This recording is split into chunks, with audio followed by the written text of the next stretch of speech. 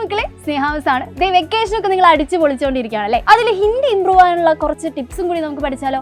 അക്ഷരമാല പോലും കുറച്ച് ബുദ്ധിമുട്ടുള്ള കുറേ മക്കൾ ഇത് കണ്ടുകൊണ്ടിരിക്കേണ്ടെന്ന് മിസ്സിന് അറിയാം. അപ്പോൾ മിസ്സേ, ഇതൊക്കെ ചെയ്യാൻ, അതായത് ഹിന്ദി ഇംപ്രൂവ് ചെയ്യാൻ വേണ്ടിയിട്ട് എന്താണ് ചെയ്യുക എന്ന് ചോദിച്ചിട്ടുണ്ടെങ്കിൽ കുറച്ച് സ്റ്റെപ്സ് മിസ് പറഞ്ഞു തരാം. അതൊക്കെ നിങ്ങൾ ഫോളോ ചെയ്യുകയാണെങ്കിൽ നമുക്ക് അടിപൊളിയായിട്ട് ഹിന്ദി പഠിക്കാം കേട്ടോ. അപ്പോൾ സ്റ്റെപ്പ് നമ്പർ 1 എന്ന് പറയുന്നത് അക്ഷരമാല പഠിച്ചിരിക്കുക എന്ന് പറയുന്നതാണ്. അതായത് അ ആ ഇ ഈ ഉ ഊ ക ഖ ഗ ഘ ങ എന്ന് പറയുന്ന അക്ഷരമാലകൾ നല്ല വൃത്തിയായിട്ട് കൃത്യമായിട്ട് പഠിച്ചിട്ടുണ്ടാവാം.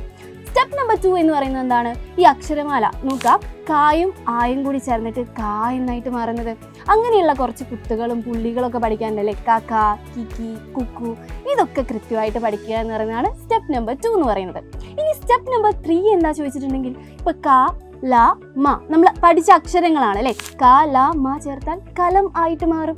അങ്ങനെയുള്ള കുഞ്ഞു കുഞ്ഞു അക്ഷരങ്ങൾ പഠിച്ചു തുടങ്ങുക, അത് എഴുതി പഠിക്കുക, വായിക്കാൻ പഠിക്കുക. ഇങ്ങനെയുള്ള കാര്യങ്ങളാണ് നമ്മുടെ 3ാമത്തെ സ്റ്റെപ്പ് എന്ന് പറയുന്നത്. ഇനി 4ാമത്തെ സ്റ്റെപ്പ് എന്താന്ന് പറഞ്ഞാൽ വൊക്കാബുലറി നമ്മൾ ഉണ്ടാക്കുക എന്ന് പറയുന്ന കാര്യമാണ് അല്ലേ.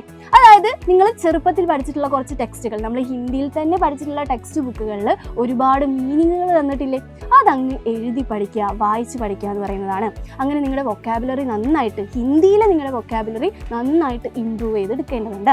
അങ്ങനെയാണെങ്കിൽ ലാസ്റ്റ് സ്റ്റെപ്പ് എന്ന് പറയുന്നത് നമ്മൾ സെന്റൻസ് ഉണ്ടാക്കുക എന്ന് പറയുന്നതാണ്. അതാണ് കുറച്ച് ബുദ്ധിമുട്ടുള്ള കാര്യം എന്ന് പറയുന്നതും. അതിന് കുറച്ച് ബേസിക് ആയിട്ടുള്ള കാര്യങ്ങൾ പഠിക്കേണ്ടതുണ്ട്. അപ്പോൾ വരും വീഡിയോകളിൽ മിസ് ഇങ്ങനെയുള്ള കുറച്ച് ബേസിക് കാര്യങ്ങൾ പറഞ്ഞു തരുന്നതായിരിക്കും. അത് കൃത്യവും വ്യക്തവും ഒക്കെ ആയിട്ട് മക്കൾ നന്നായിട്ട് പഠിച്ചിട്ടുണ്ടെങ്കിൽ ഹിന്ദി നമുക്ക് സെറ്റ് ആക്കാം കേട്ടോ. അപ്പോൾ ഫസ്റ്റ് സ്റ്റെപ്പ് മുതൽ ലാസ്റ്റ് സ്റ്റെപ്പ് വരെ നിങ്ങൾ സെറ്റ് ആക്കുകയാണെങ്കിൽ നിങ്ങൾക്ക് ഹിന്ദിയിൽ അടിപൊളിയായിട്ട് മാറാം. ഹിന്ദിയിൽ നന്നായിട്ട് എഴുതുവാനും സാധിക്കും. അപ്പോൾ ഇതേപോലുള്ള കുഞ്ഞു കുഞ്ഞു വീഡിയോ ആയിട്ട് മിസ് ഇനിയും വരുന്നതായിരിക്കും. Bye bye.